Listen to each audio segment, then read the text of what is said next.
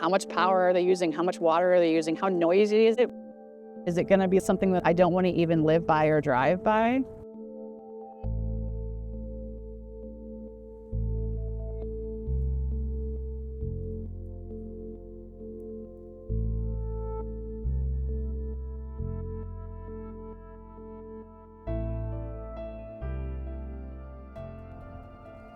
Oh my God, there's a sign that says Rosemont Data Center? Okay, I thought I'd have trouble finding it. I guess not.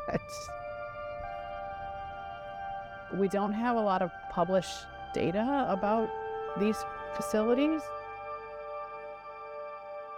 I think it would be really helpful for people to just see what it looks like. How big is it?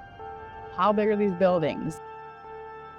Usually they're acres and acres. In Minnesota, we say they're roughly the size of 25 super targets.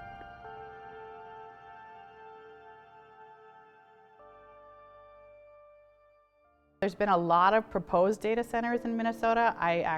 We have a hard time keeping track of where they are. Where is it? What water source are they using?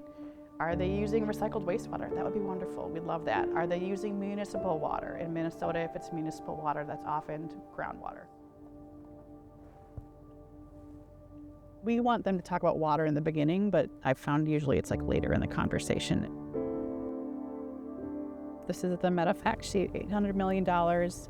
It's around 1,000 construction jobs, so that's a big selling point.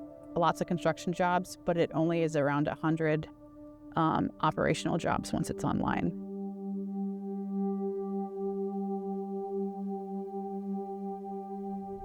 Cities are looking for revenue. This site was looking for someone to purchase part of the industrial site for redevelopment. So you can see why people want to say yes, right? Why cities want to say yes, why they wanted to sell part of this property.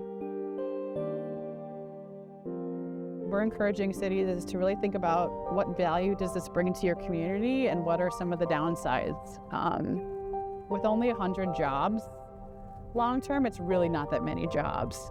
You could put something else in here with more jobs.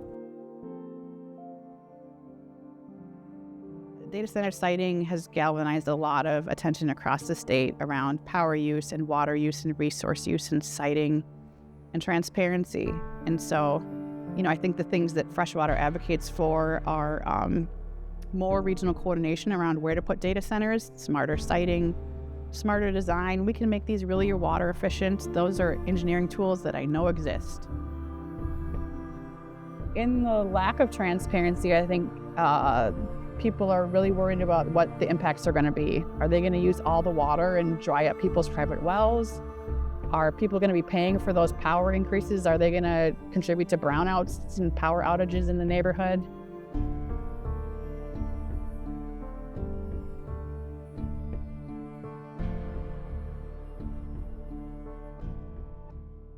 We use groundwater for irrigation, for drinking water, and for industry.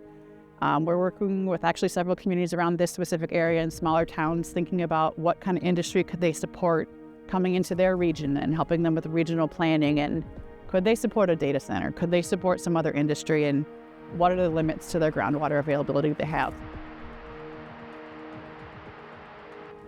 This is where, Minneapolis and the milling district was founded and drove a lot of the economy around here back in the day. Of ecosystems, people, and the economy all trying to coexist in this space here because of the river. This area used to be, probably back in the day to now, it was transformed a lot for industry. You can see the remnants and sort of the historical mill landscape on both sides of the river down here, but that was the big industry for a long time, driving more people to live in this region was the mill district and the power of the river to drive those mills. 100 years ago in 1926, this stretch of the river was declared dead. So they surveyed fish populations from here in Minneapolis all the way to Hastings, which is 40 miles south, and they found 3 live fish in the river, that's it, which is really hard for me to even imagine right now. And maybe that's why the city of Minneapolis had to have their drinking water intake upstream of the city and not in the city of Minneapolis, because the water quality got so poor as the river went through the city. We're proud of that recovery and how far the river's come back since then.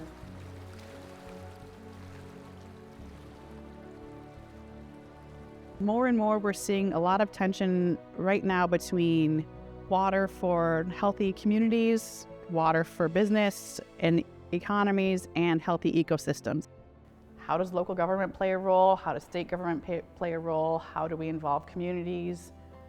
Get involved in your local community issues, whether it's like a shoreline cleanup.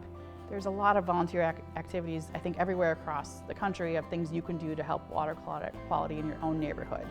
Participating, if it's a water issue, Learn more about it and get engaged and show up and call your elected officials or vote for things that you care about. clean water is really important to us.